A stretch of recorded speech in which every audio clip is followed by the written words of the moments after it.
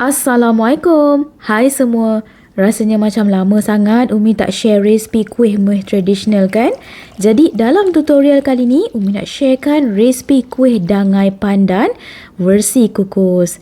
Kebiasaannya dangai yang biasa dibakar tu mungkin agak renyah sedikit kan nak buat? Jadi apa kata jom kita cuba resipi yang super duper simple dan hanya gunakan 5 bahan sahaja untuk kuih dangai pandan ni. Nampak simple kan? Tapi bila makan sebiji tak cukup. Nak lagi dan lagi. Cara pembuatannya pun tersangat mudah. Kalau last minute planning apa nak makan untuk menu makan petang, bolehlah cuba kuih dangai pandan ni. Kuihnya akan terasa sedikit kenyal sebab kita letakkan tepung pulut di dalam. Kemudian akan rasa berlemak hasil dari kelapa parut fresh yang dimasukkan serta manis dari inti gula Melaka di bahagian tengahnya tu. Nampak sungguh menyelerakan je kan? Okey, jom ke dapur. Umi nak tunjukkan step by step. Sediakan 1 mangkuk besar, masukkan 2 cawan kelapa parut fresh. Umi gunakan kelapa parut yang berwarna putih sahaja. Kemudian campurkan dengan 1 cawan tepung pulut. Masukkan 1 sudu kecil gula halus, setengah sudu kecil garam halus dan untuk perisa pandan, Umi gunakan ni dia pandan coconut Imalco. Ianya agak berbeza sedikit dengan Imalco pandan yang biasa tu. Baunya lebih sedap dan aromanya lebih wangi. Nampak tu, pekat je kan Imalco ni? Umi masukkan dalam setengah sudu besar. Bagi rasa dan bau pandan tu biar kuat dan lebih beraroma wangi kuih dangai ni. Umi add on sedikit je pewarna hijau bagi naikkan lagi seri kuih. Kemudian gaulkan bagi tepung pulut, kelapa parut, gula, garam dan Imalco tu kesemuanya bercampur rata dan sebati. Bagi pewarna dan Imalco tu betul-betul menyerap dan meresap ke dalam tepung dan juga kelapa parut tersebut. Dan pastikan kalau boleh gunakan sarung tangan sebab kita nak gaul kelapa kan. Nanti kuih kita cepat basi kalau guna tangan. Gaul, ramas guna jari sampailah ianya jadi berderai macam serbuk roti gitu. Bahan-bahan ni semua haruslah kering, tak boleh basah. Sebab tu Umi tak masukkan ekstrak jus pandan kerana semua bahan-bahan ni kita kena gaul dalam keadaan yang kering. Sebab itulah kita gunakan Imalco coconut pandan tadi berbanding gunakan jus pandan asli.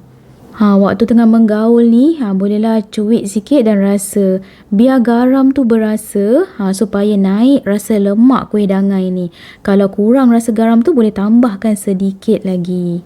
Adunan kuih dangai kita dah siap. Nampak cantik dah warna hijaunya kan? Jom kita masukkan dalam acuan. Umi gunakan acuan lompang ni je, yang bersaiz kecil sedikit ni. Oleskan dengan sedikit minyak masak di keseluruhan bahagian dalamnya tu supaya lepas kita kukus nanti senang nak keluarkan kuih dari acuan. Untuk 1 adunan tepung pulut yang digunakan dapatlah dalam lebih kurang 19 biji kuih. Bolehlah kan buat makan satu family kecil. Acuan dah dioles dengan minyak kesemuanya. Kemudian ambil adunan kuih dangai ni, masukkan ke dalam acuan lompang. Isikan biar penuh. Tapi jangan ditekan terlalu kuat sangat. Tekan manja-manja je. Sebab kita tak nak kuih dangai ni terlalu padat sangat. Kemudian gunakan jari telunjuk je untuk kita lubangkan di bahagian tengah-tengah kuih tersebut. Untuk kita isikan dengan inti gula Melaka nanti. Tekan manja-manja je membentuk macam kolam di bahagian tengahnya tu. Isikan untuk kesemua acuan hinggalah habis adunan tersebut. Macam mana? Nampak sangat mudah kan nak buat kuih dangai ni? Campak je semua bahan-bahan, satukan, kemudian ramas manja. Dah sebati gitu, masukkan dalam acuan lompang yang dah dioles dengan minyak. Kemudian kita buat lubang di bahagian tengah-tengah untuk diisikan dengan inti. Inti tu kalau anda tak nak guna gula Melaka, boleh je gantikan dengan gula merah pun sedap. Tapi bagi Umi, gula Melaka lagi sedap lah rasanya. Manis tu lebih terasa. Kalau anda lebih sukakan kuih dangai yang original, warna putih tu, tak ada perisa apa-apa, tak perlu letakkan Imalco coconut pandan. Kemudian akhir sekali sudukan lebih kurang dalam setengah sudu kecil inti gula Melaka di bahagian tengah-tengah kolam yang telah kita bentukkan tu. Gula Melaka kan berketul gitu. Jadi anda kena takik dahulu, bagi halus sedikit. Jadikan macam serbuk gitu. Barulah masukkan sebagai inti. Nanti bila dikukus, inti gula Melaka ni akan mencair. Itulah yang sedap bila tergigit. Waktu ni dah boleh persiapkan periuk kukusan. Umi gunakan periuk kukus elektrik ni je. Senang, cepat, panas. Pastikan air kukusan dah betul-betul mendidih dan menggelegak. Barulah kita mula mengukus kuih. Umi kukus kuih dangai pandan ni adalah lebih kurang 18 minit. Nak bagi inti gula Melaka tu betul-betul mencair dan kuih masak sempurna. Tepung dan juga kelapa parut tu betul-betul melekat, biar sticky gitu. Nampak tu, kuih kita dah masak sempurna, gula Melaka pun dah mencair dan nampak cantik kan?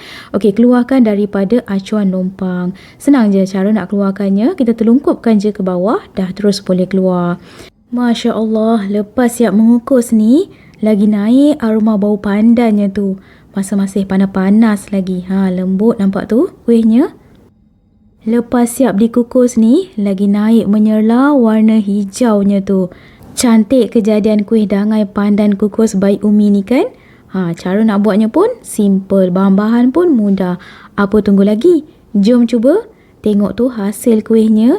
Lembut, kenyal sedikit dan inti gula Melaka tu pun mencair di mulut. Bila makan memang berasa lemak kelapa parut yang fresh tu. Baiklah, setakat ni sahaja dalam tutorial kali ni. Jumpa anda di episod akan datang dengan pelbagai lagi resipi-resipi menarik hanya di channel Umi Atia Atif Kitchen. Assalamualaikum. Bye.